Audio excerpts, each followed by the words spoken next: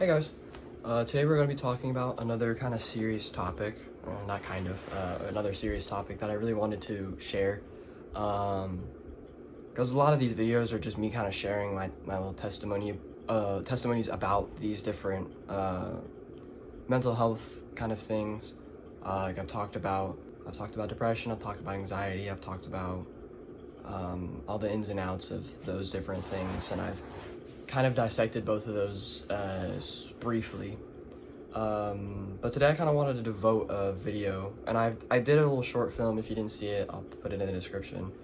But I want to really dissect addictions, and specifically addictions with lust. And I mean, they all kind of tie in, all addictions to a degree.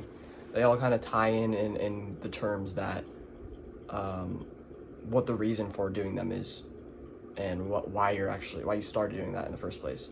So they all kind of stem from the same tree, but they all kind of stem from the same root. They just kind of sprout up differently, you know. So yeah, I'm gonna be talking about that. So if you don't want to hear me talk about this, then stay tuned to the next video, because I will be talking about why I stopped listening to secular music. So that's what I'm going to be doing later on in another video. So for today, like I said, I'm going to be talking about addiction, and I guess let's just jump right into it. So addiction is kind of a weird thing for some people. Some people don't exactly know what it is. Some people are struggling through it. I've struggled with addiction. I currently still am. And as a Christian, it makes it not more difficult than the next, but it almost gives me more of a guilt. I don't know if that's true, but that's how it kind of feels.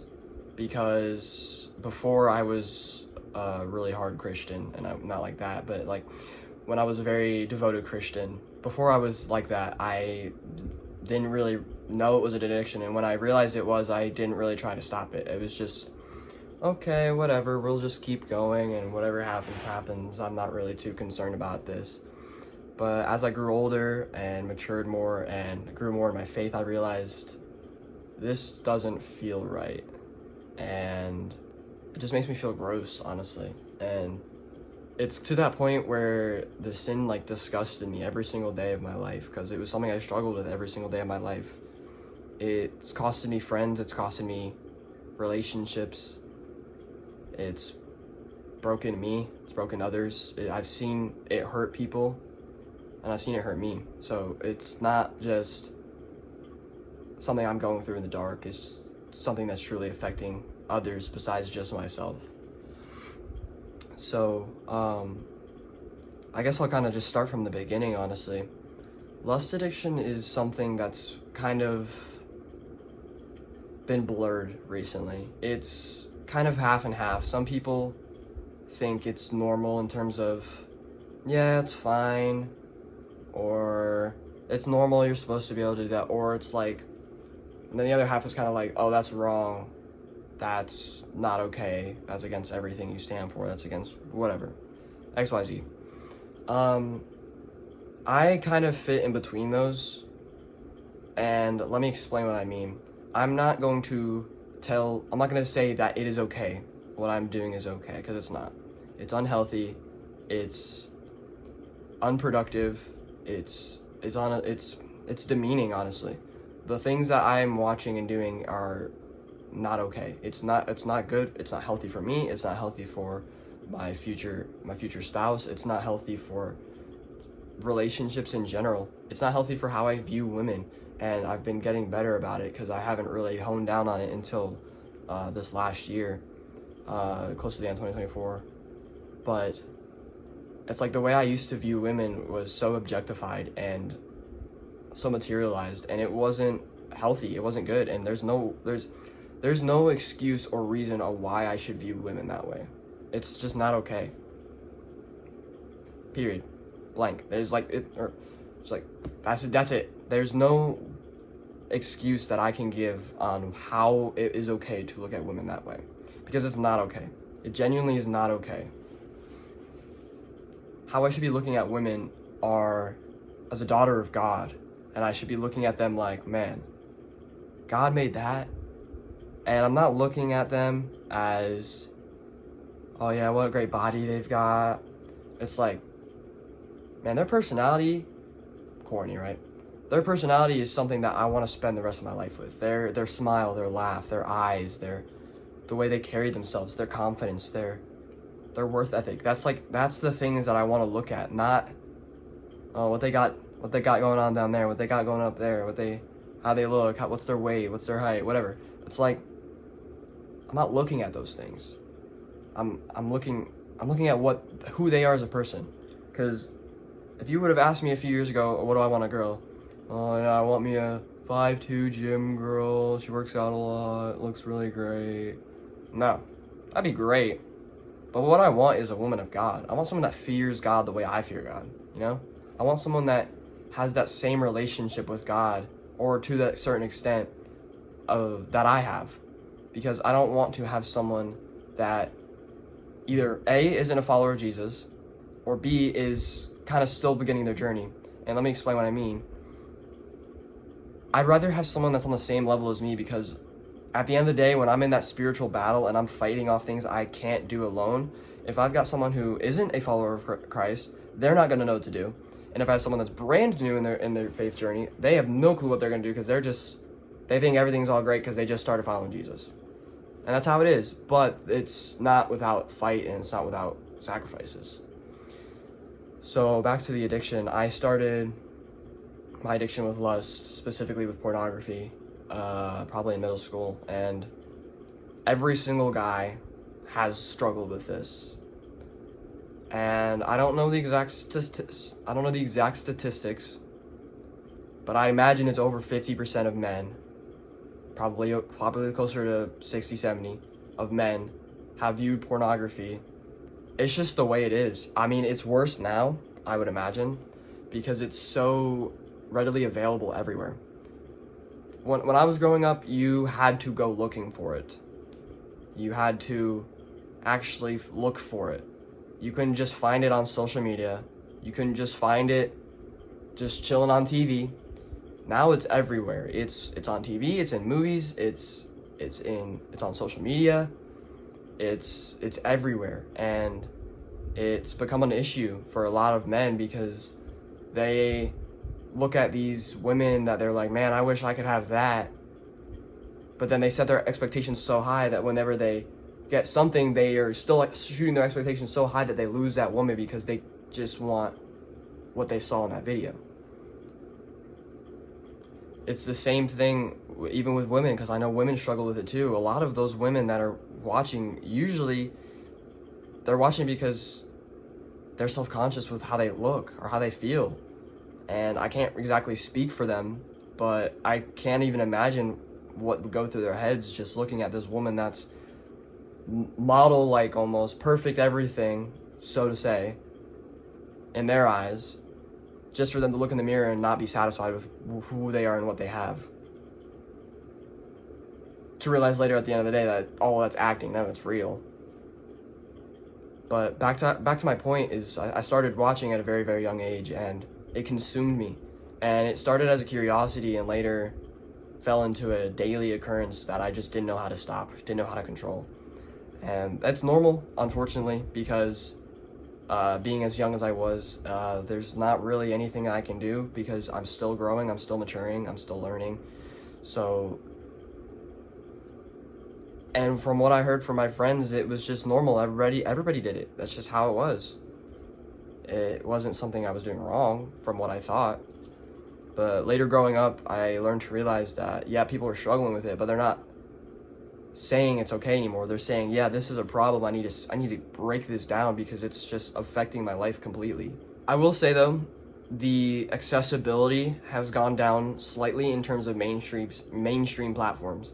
Like the big adult industries are now restricted in states. So if you even try to get on it, it will not let you in unless you...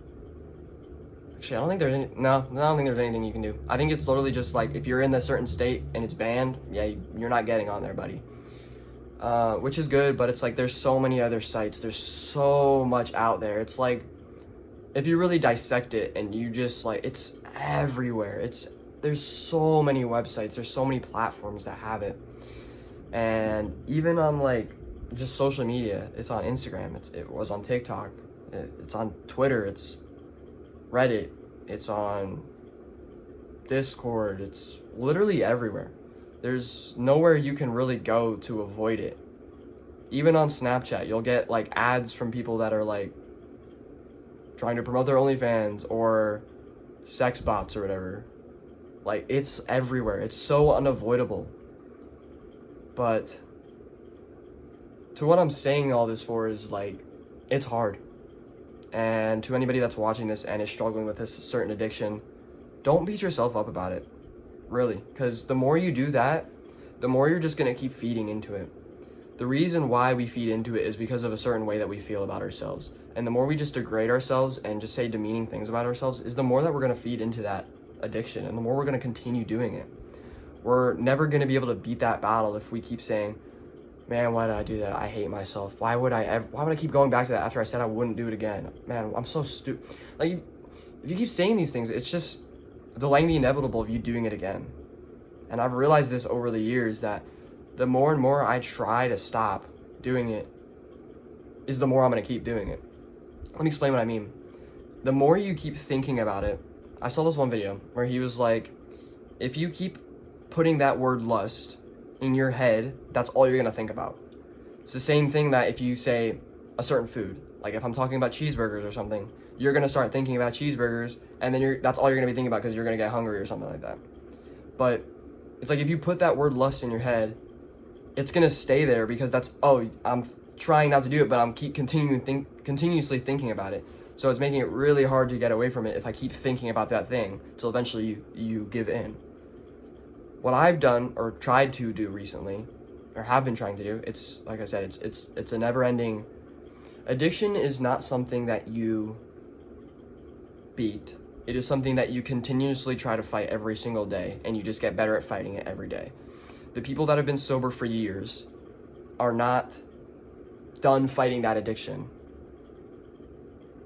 Every single time somebody starts a new addiction, whether it's alcohol, drugs, pornography, you name it, whatever it is, the moment that you start doing that thing and it becomes a continuous and consistent thing in your schedule, when it's actually an addiction, that's when there's no going back to, oh, that's not an addiction. Because once you're in that addiction, the moment you do it again, that's a relapse.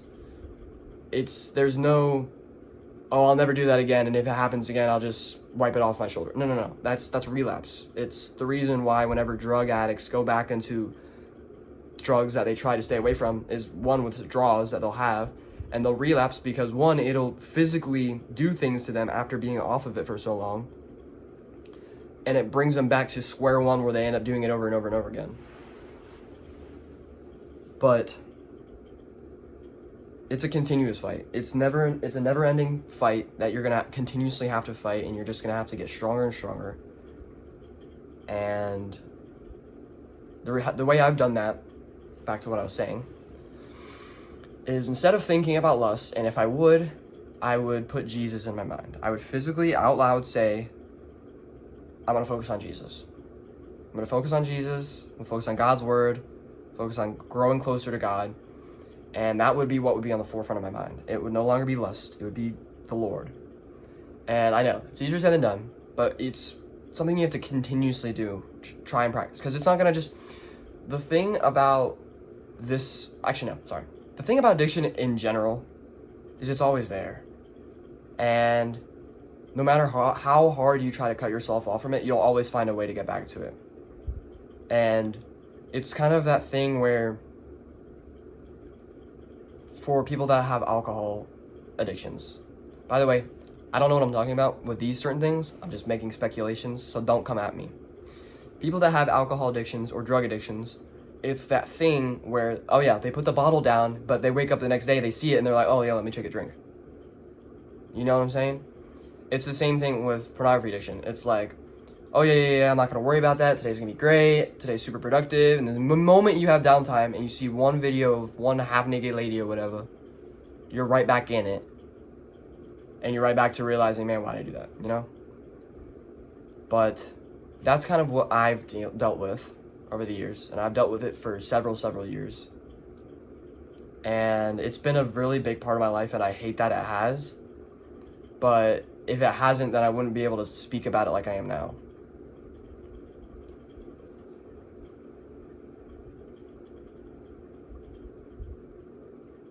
And the way to deal with it is unfortunately not easy. But pornography is something that is specifically from Satan, because in the Bible it talks about how you shouldn't commit adultery. And adultery isn't just you sleeping with a woman or a man before marriage. Adultery is how you look at women, how you look at men, how you view them, and how you kind of put your minds to think about them. If you're going out and being like, man, I wonder what that girl looks like under her clothes, dog, that's adultery, because you're thinking about her with lustful actions, with lustful intentions. If you're scrolling on Instagram, you're like, man, that girl is hot, you're thinking about her with lustful intentions. And it's like, yeah, sure, you can do that, but it's like the intentions behind you isn't just you saying, oh yeah, she's really hot, and then nothing else. You know what else you want to think about, and what else you want to maybe do with that woman or man.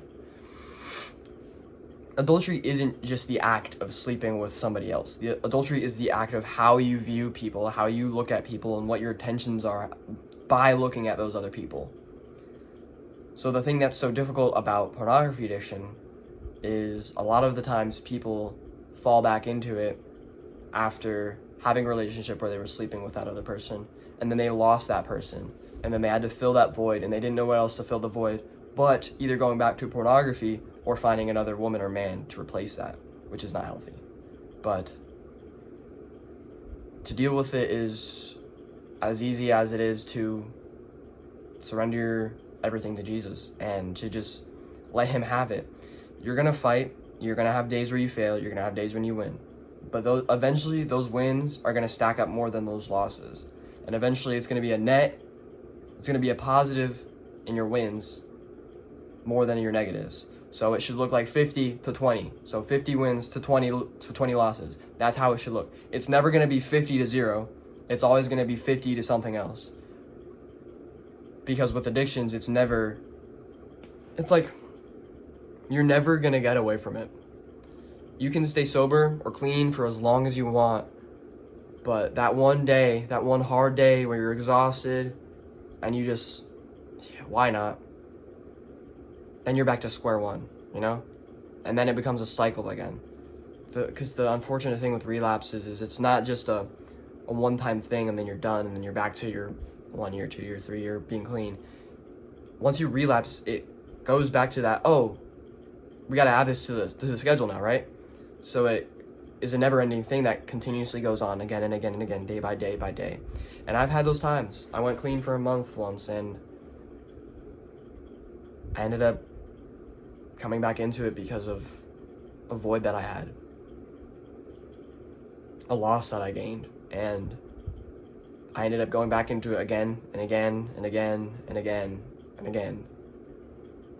And it's hard. It really is.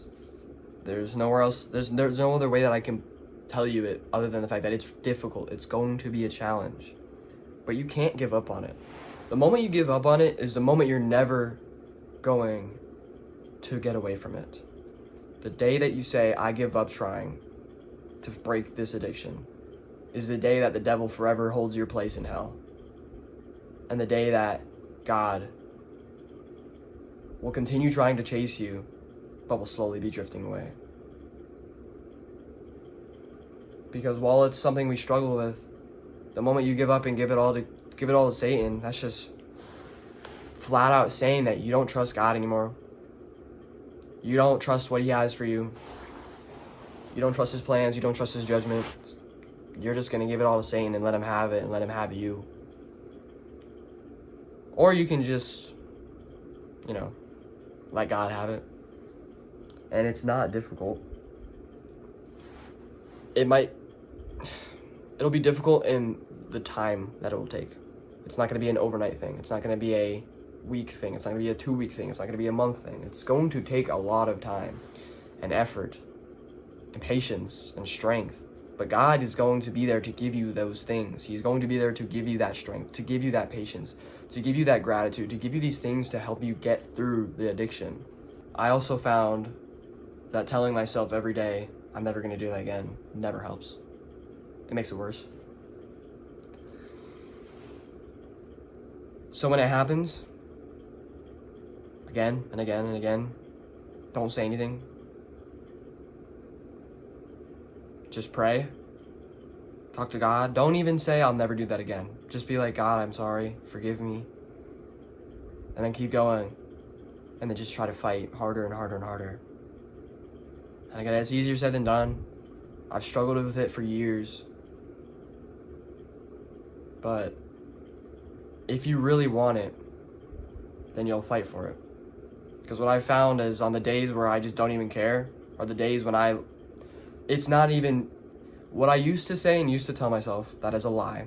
I used to tell myself it's Satan taking control of me. I had no control of my actions. That is the most BS thing I've ever said. Because on those days where I just don't care, that ain't Satan, dude. That's me. That's me allowing him to, yeah, that's all you got it. And then all of a sudden I'm falling back into that same sin. And I'm falling back into that same addiction. It's not him controlling me, it's myself. Free will. God gave us free will for a reason. He didn't give us free will and the devil controlling you. However, there are some exceptions to this. Not exceptions, but there are some instances where I can understand it. And I'll talk about that in a later video because this isn't the video for that. I'm not even going to mention it. But the more I told myself that it was just the devil taking control over me, it just gives more power to the devil because it's like, oh yeah, he'll be, because you say that, the devil's like, yeah, that was all me. Saw that God? All me. He's mine. He ain't yours. Mine. And then the devil's like, he takes pride in that. And then he just continues to feed you more temptation, feed you lustful actions, feed you lustful intentions. He just continues to feed you, and then he starves you. And then you hunger for it, and then you do it again. That's where it gets difficult. And that's where it comes in, where you need to have God next to you by this. Or it's when you need to have God next to you. In the Bible, it talks about the shield of faith. And that's the biggest one for me, honestly. Because when all those flaming arrows are coming in from the enemy, temptation, lust, guilt, shame, anger, sadness, all those things that are negative, that are hurting you, that are demeaning to you, degrading you, it's all from the enemy, and it's all to show you, it's all to get you to not believe in the truth that is God. It's all to get you to believe that what God has is all lies, and what Satan has is all truth. But it's the opposite. What Satan has is all lies, and what God has is every single truth that you ever need. And it's all in this book. There's a Bible verse for everything. Everything. Sort of. It's not a Bible verse for, God, can I get this car, please? No, that's not a thing. There's Bible verses for not feeling loved. There's Bible verses for feeling abandoned. There's Bible verses for not having trust in people. There's Bible verses for addiction. There's Bible verses for lust. There's Bible verses for adultery. There's Bible verses for literally everything that affects your life in a negative way. That's all from the devil. You think we're the only people that are tempted? Jesus was tempted for 40 days and 40 nights. No food, no water, just him and the devil. And every single day, he would come in, I can give you all of this if you worship me. And then Jesus would quote scripture and tell him why that's not true and why he's the true Son of God. The next day he would come in and be like, I'll give you this if you just worship me. It's like, nah, here's why. That is exactly how we have to attack this. God, the devil's like, watch that video one more time. Here's why I'm not going to quote the scripture, and here's why, because I'm with Jesus, you aren't allowed to be here. You are not allowed to speak to me because I have God. You have to be careful with those because, yeah, you just gotta be careful with those. And especially with trying to denounce the devil by saying, anyways, I don't know what I'm talking about.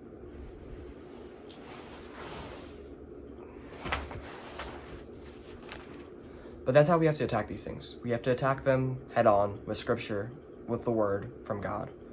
Otherwise, we're never going to get out of it. If we try to do it by ourselves, we're never going to get out of it. If we try to do it with just friends, we're never going to get out of it. We have to do it with God. We have to do it with friends. We have to do it with family. Because what I did for so long is I kept it a secret. And it ate at me every single day.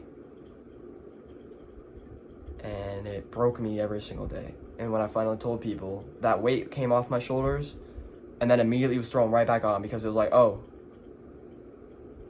they don't like that, do they? They didn't realize I was dealing with that. They don't know what to do. But God knows what to do. And it's all in His book. You just gotta trust Him. You gotta trust Him with your life. You gotta trust Him with your plans. You gotta trust Him with the addictions. I've heard so many stories of people being free from addictions, drug addictions, alcohol addictions. And they're just inspiring, aren't they? Whether they gave their life to God or not, they're inspiring to say the least. People that have been sober for 10, 11, 12, 13, 14, 20 years from drugs or alcohol, it's commendable. It's amazing because the strength that they need to have to get out of those dark places. Because a lot of the times, it ain't just weed. It ain't just like the tiny stuff. It's like hard drugs that they're setting themselves free from. And that's a really, it's a feat. It's a feat. There's no other way I can say it. It's truly commendable of the strength that they need to get through those things. But with all that being said, that's kind of all I had to talk about for addiction. So, I hope you guys enjoyed this video. I hope whatever I said was inspiring to you and helped you with any situation you're going through. Stay tuned to the next video where I will be talking about music and the reason why I stopped listening to secular music and evil music, in a sense. And I'll explain that in the video, obviously. But thank you guys so much for watching. Jesus loves you. Peace out.